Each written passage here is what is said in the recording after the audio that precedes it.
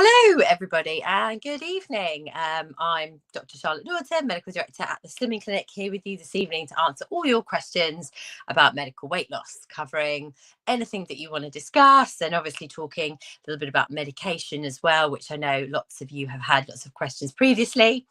I love it when these sessions are a bit interactive, when you give me some questions live that you want me to answer, whether you're a patient of ours, whether you're thinking about being a patient, whether you're a patient of somebody else. If there's a question you want to ask about taking weight loss medication, about embarking on a medical weight loss program, then absolutely go ahead and do so. Happy to answer anything, whether no question is too silly, as they say, as that you might want to know the answer to. So please do go ahead.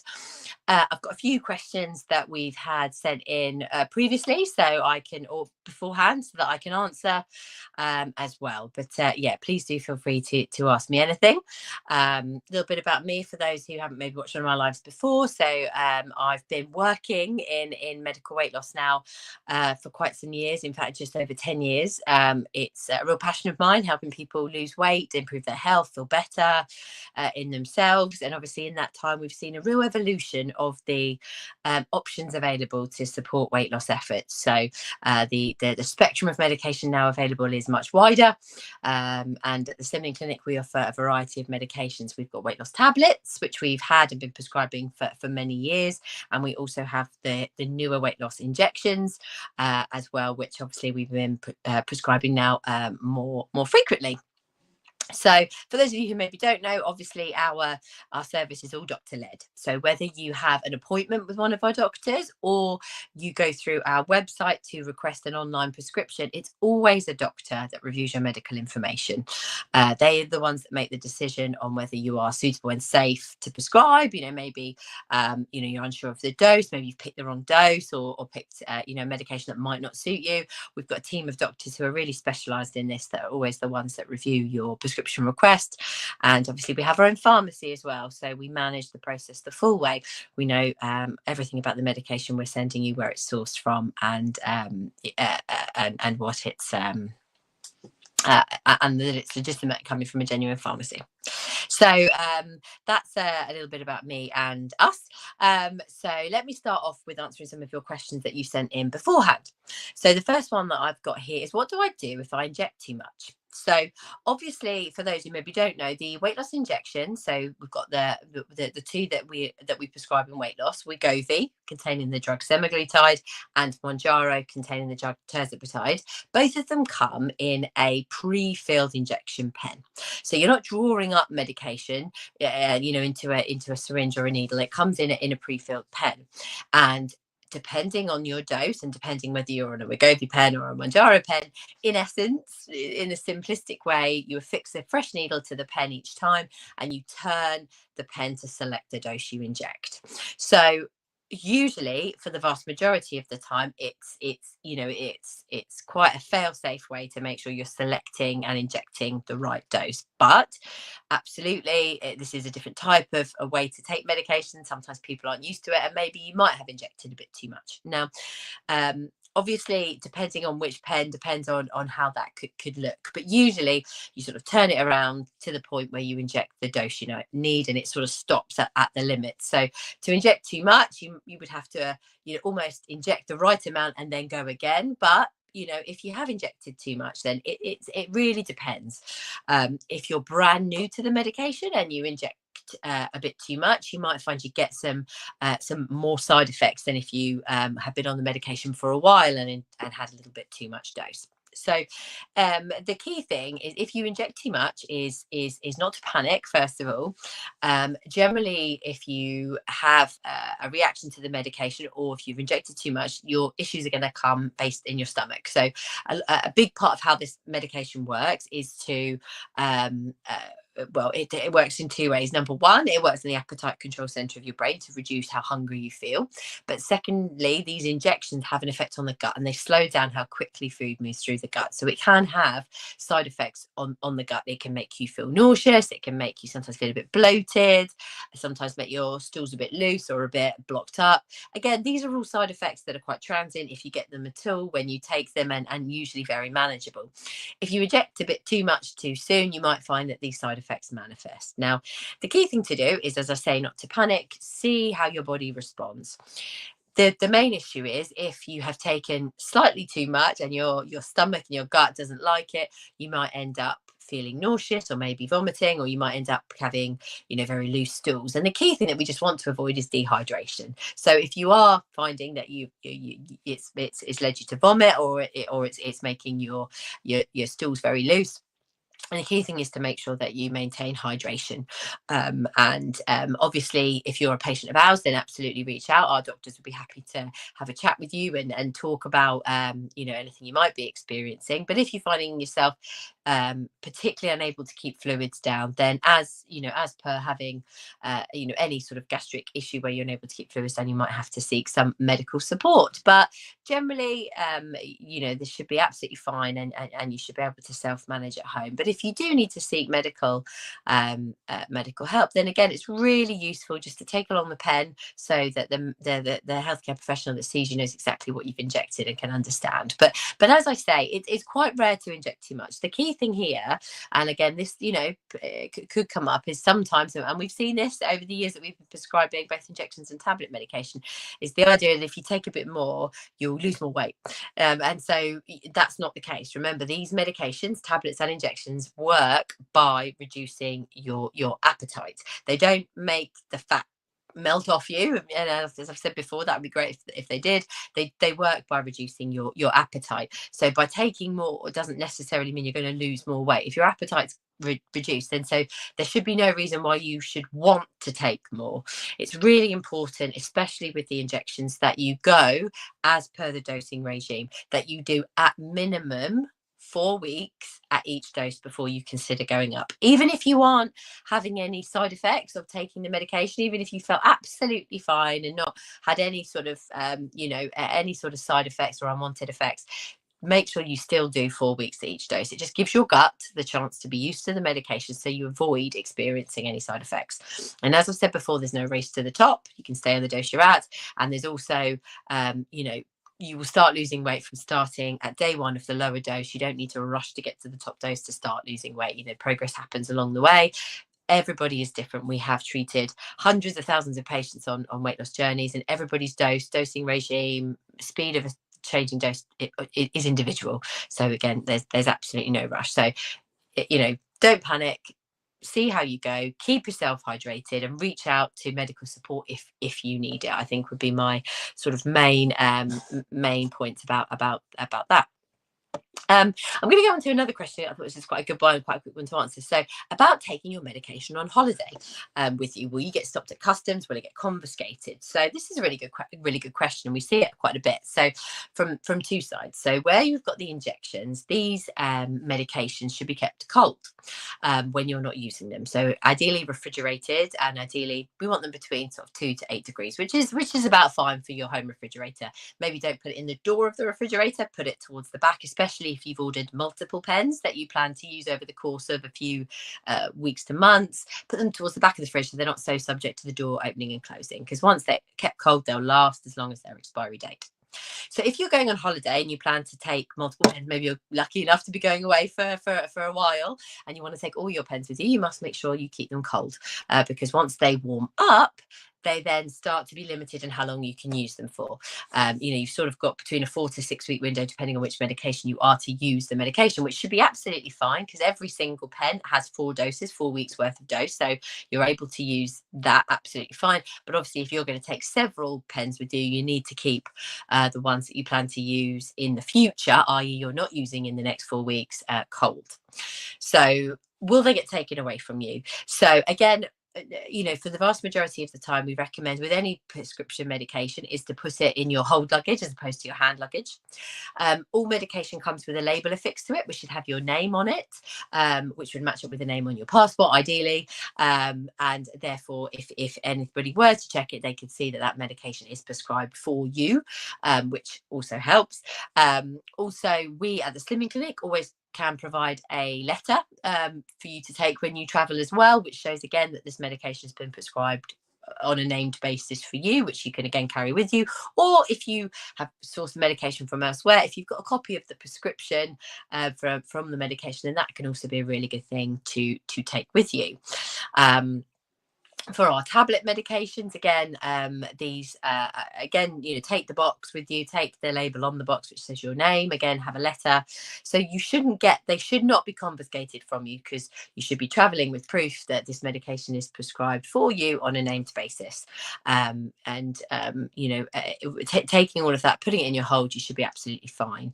However, if it happens, and we have heard of rare times that patients have had issues, then please do if you're a patient of ours, get in touch. We can talk around it, because obviously in some of these instances it's not your fault that the medication has been taken away. But if you are a patient of ours, reach out and we will give you a travel letter. No cost to that. We just send it to you, and then you can take that with you when you travel as well. Really handy. Maybe try and make sure that the name you order your medication under is the same as the name on your passport. But yeah, there shouldn't be a big problem. Next question is, I've seen some providers recommend special shampoos to combat hair loss. Do I need this? Okay, so this sparks the question about why potentially you could get hair loss on weight loss medication. Now, we've seen quite a lot of this come out of sort of the Ozempic craze. So obviously Ozempic is the name for one of the injection pens that contains semaglutide, the same drug as Wegovy. Ozempic is licensed for diabetes. Wegovy is licensed for weight loss. So we hear about Ozempic because Ozempic came to the market first and was used by people in an unlicensed way or an off-label way for weight loss. So now what we know is obviously these medications are really effective. They work really well to help patients lose weight. We see great weight loss results both in our own patients, but also when we look at the medical studies and clinical trials, to some degree almost matching with some forms of bariatric surgery. So really good weight loss results. And sometimes when you're losing weight, especially if you lose weight quite rapidly, so talking sort of more than a kilo a week, it actually puts your body into a little bit of a stress response. If we sort of think, in a very basic way about the sort of caveman fight or flight, if you're starting to lose your bodily stores of fat, i.e. your energy stores, your cope through, the cold winter stores, then it can sometimes put your body into a bit of a stress response. And that can have an effect on hair. And that's what we've seen with Ozempic, why people have ended up losing hair or having hair loss, is because that stress puts your hair follicles and your hair goes through different cycles in itself. And what rapid weight loss or stress in the body pushes that hair towards the shedding phase quite quickly. So therefore lots of head shares at once, as opposed to sort of at different times, which is why you can sort of get times that you're losing hair. So obviously that's not great, but it's not the medication as such stopping the hair. So as long as weight loss is maintained well, your hair will grow back, and it's not a permanent loss of hair. But also we're seeing people maybe not eating a varied and balanced enough diet, maybe missing some of the key vitamins and minerals that are really important for hair, things like your seleniums, your zincs, your magnesium that are important for hair as well. So again, it's important to have that diet. So there are specialized shampoos out there that can help with hair loss.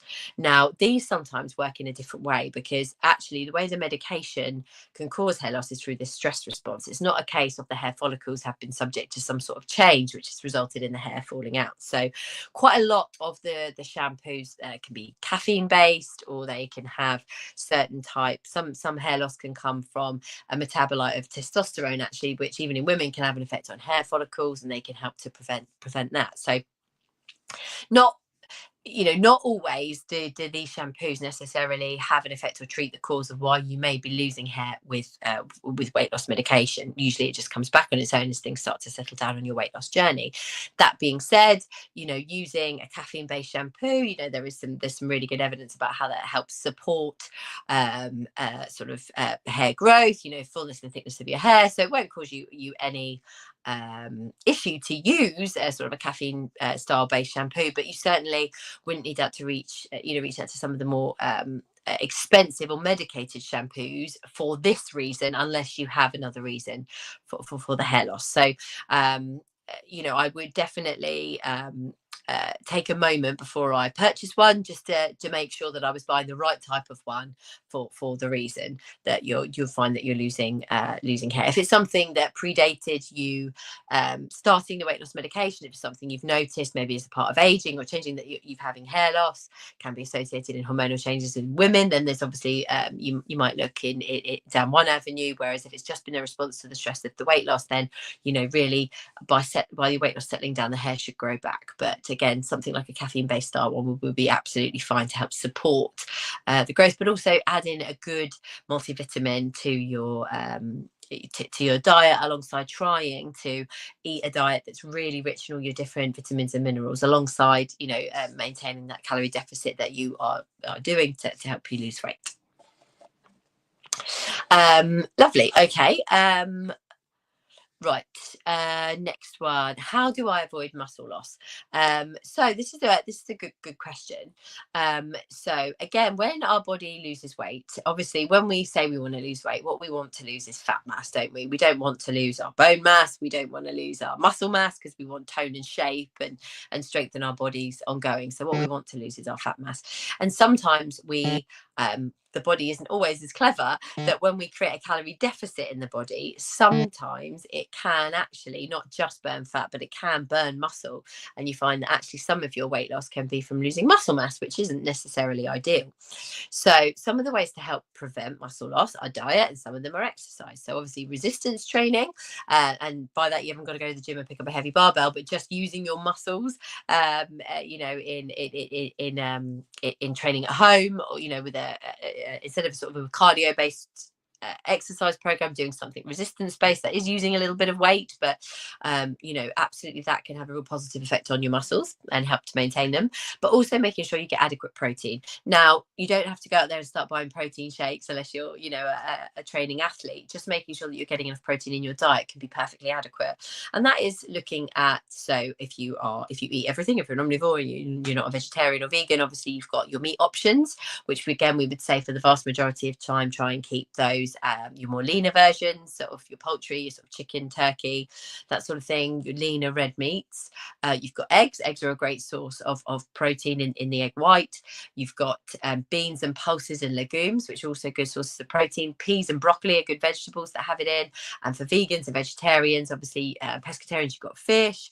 Vegans and vegetarians, you've got some of the alternative things, your tofus. There's a little bit of protein in things like cheese, more so yogurt. So there's lots of ways, again, your pulses and your beans, and some, to a degree, some nuts and seeds as well. So there's lots of ways in your diet you can make sure to get adequate protein, to make sure that you're helping helping your body have enough protein, because what that does is it means that it keeps your muscles turning over as opposed to being broken down when you're losing weight. So but as I say, no need to rush out and buy a really expensive protein shake, but just to make sure you're getting some good and healthy proteins in your diet. And we know that combining proteins are really good for dieting, because generally proteins take a little bit longer to be broken down in the digestive system than carbohydrates do. So again, naturally they help you feel fuller for longer. And when you eat protein alongside a carbohydrate, it also slows down how quickly the carbohydrate's broken down as well. So, having like a poached egg on toast is a really good option for a breakfast, because you're getting your protein from the egg white, you're getting healthy fat from the egg, and you're getting some carbohydrate from the toast as well. But obviously the protein helps to slow down the breakdown of the carbohydrate. So again, you get that longer sustained release of energy in the body. So I hope that answers that one. So just looking back at the last, do I need to prime my pen for every injection or just the first one? Okay, another really good question. And obviously relevant to the weight loss injections, not tablets. So again, as I've mentioned, if you hadn't seen them before, the medication comes as a pen. And honestly, if you're thinking about starting the medication and you're worried about injecting yourself, number one, the pens are really easy to use. Once you've done the first one and you've got the knack, you're absolutely fine. And you're away you go. And it's what's called a subcutaneous injection. So it's just going into the fat layer under the skin. So you've only got to go a couple of millimeters past the skin to get into the subcutaneous fat fat tissue. As I say, if you can pinch an inch, that's a good place to inject yourself. And the needle is so thin, it's almost the width of a piece of hair. It's a small needle. It's not like a big needle that you might have a blood test done with. And again, if it's more than a little tiny sharp scratch when you inject yourself, I mean, some people say they don't even feel anything. It really isn't a daunting prospect. And once you've done it once, it's only once a week, you'll find that you're used to it. Sometimes people are somebody at home to do it for them, a husband, spouse, partner, whoever you have at home that can also do it for you, potentially, if you feel a bit nervous the first time injecting yourself. So the first time you use the pen, you do have to do something called prime it. And what that essentially means is you just need to make sure that the liquid, the medication, comes out the pen, because you don't want to be injecting yourself and nothing coming out. So the pens always come with a little bit of extra medication in them to allow for this. But you only need to prime the first time you use the pen. You don't need to do it before every dose. Again, depending on whether you're on a Wegovy pen or a Mounjaro pen, essentially you put your fresh needle on. Important, use a fresh needle every time. Fresh needle on the pen. You turn the dose selector just a small amount, and then you press the button on the end which dispenses the medication. And what you should see is a small little jet of medication coming out of the end of the needle, or maybe just at the end of the needle, a droplet appearing. And that tells you the medication is flowing through the pen, and go ahead and do your injection. Sometimes you might have to do 2 or 3 primes to see it come through. Again, don't be afraid of that. There is extra medication in the pen to make sure that you can do that process, and then you're fine to inject yourself. But no, you don't need to do it every time. And as I say, it's a really good idea to make sure that you change the needle every time. If you buy Wegovy, it comes with the 4 needles that you need. Mounjaro, we supply you with those needles, so there's no need to worry, you get those needles. Sharps as well. So obviously we don't put needles in the bin, the regular bin, because your poor bin man might end up stabbing himself with your needle, and that's a contamination risk, and also not very pleasant for anybody else in your own household either. So you always get a sharps bin to dispose of the needles. So after you've used the needle, you just put it in that sharps bin, and when that sharps bin is full, that's the time to get a new one or to get rid of it. And there are lots of different ways you can do that. If you're a patient of ours, we are happy to take it back, and we can give you a free post envelope to do so. You can contact your local council, you can walk into a community pharmacy. There are lots of ways that you can get rid of your sharps bin when it's full, and then it's appropriately incinerated and dealt with in terms of your clinical waste. In terms of your pen, again, you want to make sure you're disposing of it correctly, and there's actually some great pen recycling schemes that again make sure that the pen can be disposed of correctly, and we aren't putting medication in the regular general waste. So that's sort of all the questions I've had sent in before today. So thank you for those. I've got a few more minutes to join you here. So I'm more than happy to answer any questions you might have about the medications. If anyone's watching, they want to pop me another question, I'd be more than happy to answer it. But I guess the thing that we every time I've done these lives, the thing that I've said, obviously these weight loss injections come into the market. I've done a great thing for medical weight loss, because not many people knew about or felt comfortable with the idea of taking medication to help them lose weight. That's either because you didn't want to take the medication, or you thought there was a stigma about it, or you didn't know how to find the right support. So obviously weight loss medication now is far more commonplace. We hear about it in the media. We hear lots of different people happy to share their stories, both individual patients, but also people in the public eye, which have done a great thing, because using a tool to help you lose weight, whether that is a diet plan, or a personal trainer, or it's taking medication, by embarking on your chosen weight loss journey, you are doing a positive thing, because at the end of the day, the ultimate result is to help you lose weight, to help you feel better, hopefully look better, and also to improve health. We know that carrying excess weight for a length of time can have a detrimental effect on our health, and we all want to live as long as we can most of the time. So absolutely, it's a vital tool. And at the Slimming Clinic, one thing that's really key for us is providing that support alongside the medication. There are a variety of places you can go to buy this medication now, and you can really chase the best discount and the cheapest price out there, and move between different providers. But what's really important, and what we've seen both from our own patients and patients that maybe have come to us from elsewhere, is actually having the support around the medication, knowing who to ask a question to, knowing that there is a face behind the medication. All our doctors who write your prescriptions, you see their name there, you can find out all about them, their registrations, etc. You can find out all about our pharmacy, so that we're there to give that support. And whether you choose to go online through our prescription wait service and you sort of get more resources online, or you take one of our appointments, or you join our slimming club. So we have a new membership area, the slimming club, which is for patients taking this weight loss medication, whether they're ours or you get that medication from elsewhere, to really give you those tools and the support you need around the medication to really get the most out of it. When you make both the financial and the the willpower commitment, you're going to do this, you're going to go out there, you're going to try this medication, you want to get the best results out of it, don't you? You want to be losing the weight. You want this to be the last time you embark on losing weight. So having that support is really key, and we pride ourselves on that at the Slimming Clinic, that you've got those different levels of support around you to make sure you get the best out of the medication, and to make sure that you're picking the right dose and that you're safe and suitable for it. So thank you for joining me this evening. And if you're watching this, you didn't manage to catch it live this evening, but you're watching it thereafter, and there is a question you want to ask, pop it in the comments on the video, or get in touch with us, and we'd be more than happy to give you any help and support.